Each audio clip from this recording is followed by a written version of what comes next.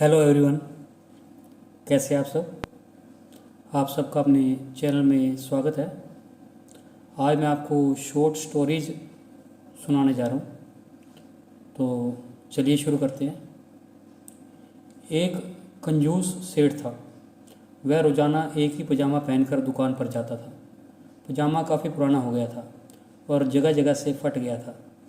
घरवालों और परिचितों के बार बार कहने पर उसने बड़ी हिम्मत करके अपने लिए एक नया पजामा सिलवाया। घर आकर जब उसने पजामा पहना तो वह 4 उंगल बड़ा था।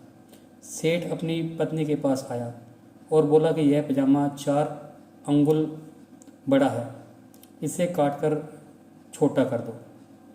पत्नी ने कहा कि मैं अभी रसोई में काम कर रही हूँ, बाद में करूँगी। वह पजामा लेकर अपनी पुत्रवधू के पास गया और उससे भी यही कहा। वह बोली कि मैं अभी घर की साफ सफाई कर रही हूँ। सेठ बेटी के पास पहुँचा तो वह भी पढ़ाई में व्यस्त थी। उसने भी उसे टाल दिया। सेठ पुराना पजामा पहनकर ही दुकान पर चला गया। उसके जाने के बाद जब सेठानी काम से फ्री हुई तो उसे याद आया कि उसने पति के पजामे को 4 उंगल छोटा करना है। अतः उसने पजामे को काट कर ठीक कर दिया। कुछ देर बाद उसकी पुत्रवधू का काम भी खत्म हो गया तो उसे भी ससुर जी के पजामे को काट कर 4 अंगुल छोटा करने की याद आई और उसने भी कर दिया। इसके बाद बारी थी बेटी की। उसने भी अपने पिता की आज्ञा का पालन किया। शाम को जब सेठ घर वापस लौटा तो उसने पाया कि उसका पजामा 12 अंगुल कटकर बेकार हो चुका है। इस कहानी से हमें यह सार मिलता है कि किसी भी काम को करवाने के लिए सुनिश्चित कर लेना चाहिए कि वह काम किससे करवाना है। आपको एक और शॉर्ट स्टोरी सुनाते हैं। किसी गांव में एक दंपति रहते थे। उनके कोई संतान न थी। उसी गांव के पास 2 चोर भी रहते थे। पूरा गांव उनसे परेशान था। चोर इतने शातिर थे कि गांववासियों की तमाम सावधानियों के बीच भी चोरी कर ही लाते थे। एक बार वे पिछवाड़े से दंपति के घर में घुस गए।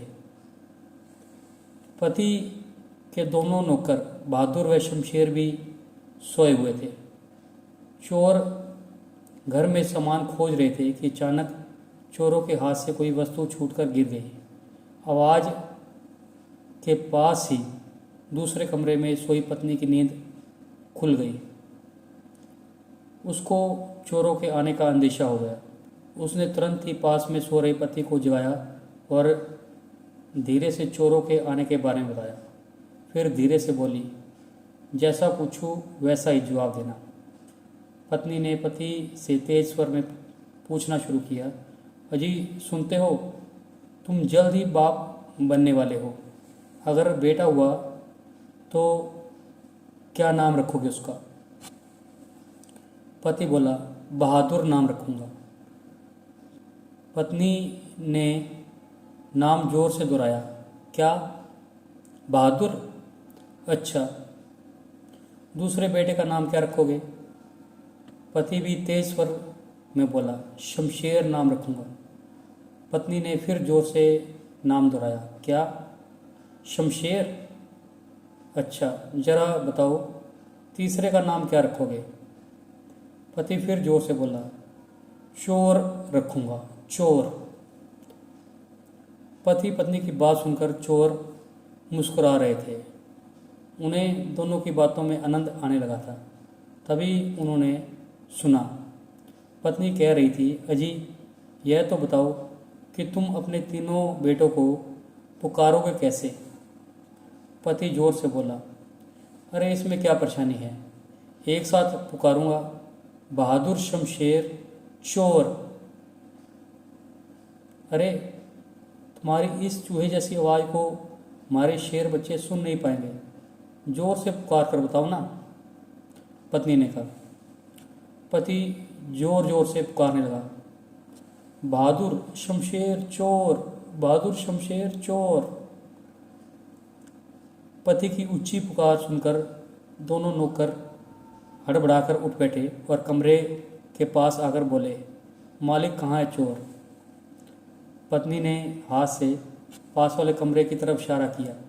फिर क्या था, दोनों ने लपक कर चोरों को पकड़ लिया और उनकी धुनाई कर डाली। इस कहानी से हमें सीख मिलती है कि मुश्किल समय में भी तर्क और बुद्धि का प्रयोग करके हम मुसीबतों से बाहर निकल सकते हैं। तो आपको ये स्टोरी कैसी लगी? अगर पसंद आई तो वीडियो को लाइक कीजिए, शेयर कीजिए और चैनल को सब्सक्राइब कीजिए। बेल वाला बटन ज़रूर दबाएं ताकि हम ऐसी कोई और वीडियो डालें तो उसकी नोटिफिकेशन आपको मिल जाए। Thank you.